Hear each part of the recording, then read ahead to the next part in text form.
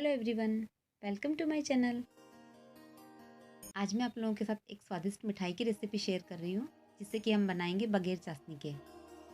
और इस मिठाई की एक खास बात यह है कि इसे हम बिना मिल्क पाउडर के बनाएंगे, फिर भी ये एकदम वाइट बनकर तैयार होगी। तो चलिए रेसिपी स्टार्ट करते हैं। तो इस मिठाई को बनाने के लिए मैंने यहाँ पर 1 कप फ्रेश मावा लिया है। ये 1 लीटर दूध से बना करीब 200 ग्राम घर का फ्रेश मावा है। अब हम नाप के लिए कोई भी कप या फिर एक कटोरी सेट कर लेंगे और जिस कटोरी से नाप कर हमने मावा लिया है उसी कटोरी से नाप कर हम आधा कटोरी पूरा चीनी लेंगे।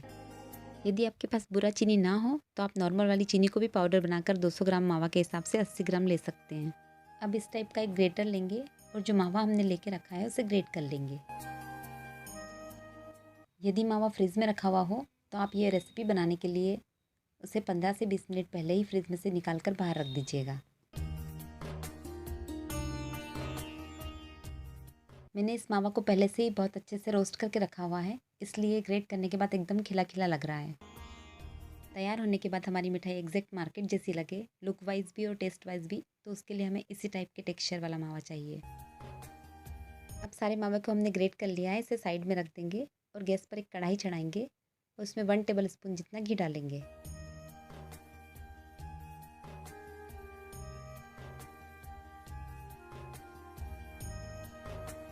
जैसे ही घी गर्म हो जाएगा तो उसमें हम ग्रेट किया हुआ मावा डाल देंगे।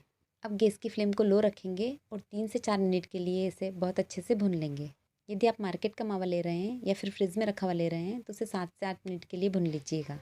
अक्सर जब हम मार्केट का मावा लेते हैं तो वो फ्रेश नहीं होता है, पर यदि उसे हम बहुत अच्छे से भून लेते हैं तो उसमें एक बहुत अच्छी सी खुशबू आने लग जाती है फ्रेश वाले मावे की तरह। ये जो घी साइड में दिख रहा है ये 1 से 2 मिनट में ही पूरा एब्जॉर्ब हो जाएगा।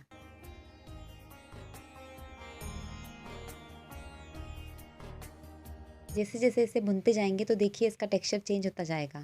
1 से 2 मिनट में ये एकदम सॉफ्ट हो गया है।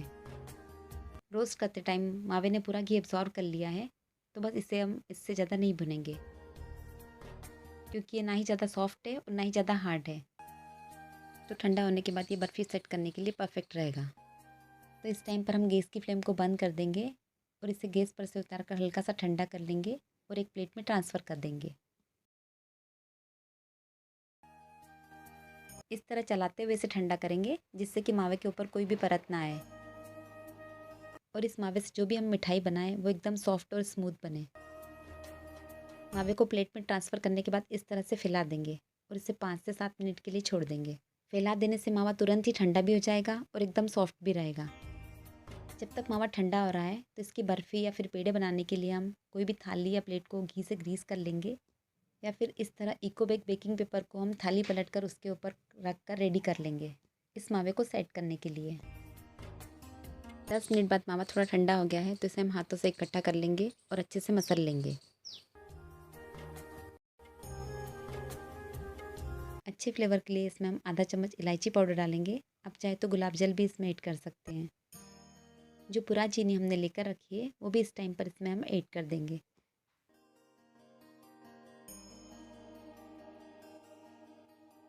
बूरा चीनी को मावा में अच्छे से मिला लेंगे और मावा को गूंथते हुए आटे की तरह सॉफ्ट कर लेंगे।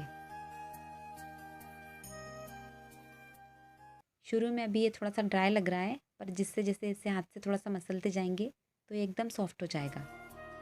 बूरा चीनी का यूज़ करने से मिठाई जो बनती है बाद में एकदम सॉफ्ट रहती है और यदि हम उसकी जगह चीनी यूज़ करते हैं नॉर्मल वाली तो वो हल्की सी नरम हो जाती है रखे रखे।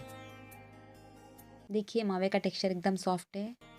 एकदम परफेक्ट टेक्सचर वाला मावा रेडी हो गया है। इसे हम कोई भी शेप दे सकते हैं, चाहे तो बर्फ़ी या फिर पेड़ा।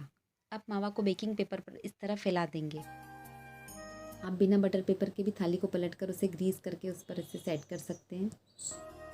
बस बटर पेपर लगा देने से बर्फ़ी इजीली कट भी जाती है और निकल भी जाती है। बस इतना फ़र्क रहता है कि इसकी ऊपर की और नीचे की साइड का शेप एकदम सेम रहता है। अपने हिसाब से जितनी मिठाई की थिकनेस आपको रखनी हो उतना इसे फैला देंगे।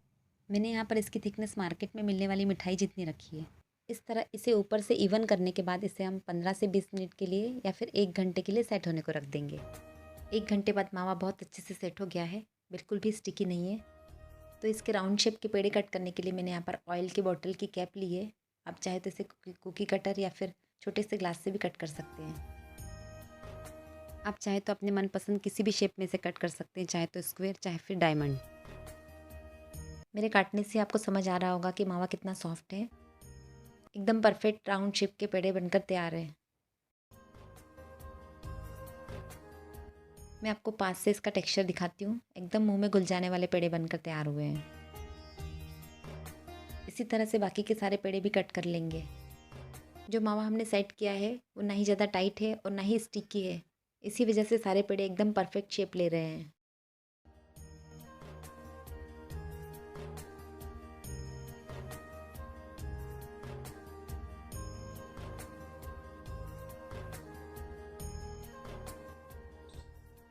ये जो कट करने के बाद साइड में बचता जा रहा है, इसे भी हम फिर से मसल कर उसे जमा देंगे और उसके फिर से पेड़े कट कर लेंगे।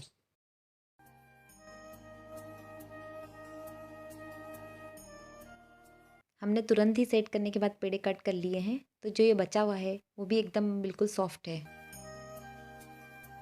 इसे हम तुरंत ही कोई भी शेप दे सकते हैं, तो इसे हम इकट्ठा कर लेंगे और फिर से जमा कर इसके पेड़े कट कर लेंगे इस तरह। देखिए इस पेड़े का शेप और टेक्सचर भी वैसा ही है जैसा कि हमने सेट करने के बाद जो पेड़े कट किए थे उनका था। और इस तरह सारे पेड़े हमने प्रिपेयर कर लिए हैं। इस पेड़े को शेप हमने मार्केट में मिलने वाली मिल्क बर्फ़ी जैसा दिया है, तो इसे हम उसी स्टाइल में थोड़ा सा गार्निश कर लेते हैं। तो उसके लिए मैंने यहाँ पर ऑरेंज फूड कलर लिया है। साथ ही मैं यहाँ पर कुछ गुलाब की पत्तियाँ ले रही हूँ, वो भी इसके ऊपर लगा रही हूँ। और थोड़ी सी पिस्ता कतरन। आप जैसे चाहें वैसे गार्निशिंग कर सकते हैं। और मावे को सेट करते टाइम भी आप चाहे तो इसमें ड्राई फ्रूट का पाउडर या फिर ड्राई फ्रूट की कतरन ऐड कर सकते हैं। और चीनी की क्वांटिटी भी आप अपने हिसाब से एडजस्ट कर सकते हैं। वैसे तो मावे की मिठाई जल्दी ख़राब हो जाती है, लेकिन इसे हमने घी में रोस्ट करके बनाई है, इसलिए इस मिठाई को हम 10 से 15 दिन के लिए फ्रिज में स्टोर करके रख सकते हैं, बिल्कुल भी ख़राब नहीं होती है। और ना ही इसके टेस्ट में कोई चेंज आता है। देखिए मैं आपको नज़दीक से इसे दिखाती हूँ। लग रही है ना बिल्कुल मार्केट स्टाइल मिठाई। साथ ही एक पीस मैं आपको तोड़कर भी दिखाती हूँ कि कितनी परफेक्ट एकदम सॉफ्ट बनी है, बिल्कुल मुँह में घुल जाने वाली है। एकदम कम मेहनत और कम टाइम में बिल्कुल मार्केट जैसी मिठाई बनाने का ये सबसे आसान तरीका है, तो इसे आप एक बार ज़रूर से ट्राई कीजिए।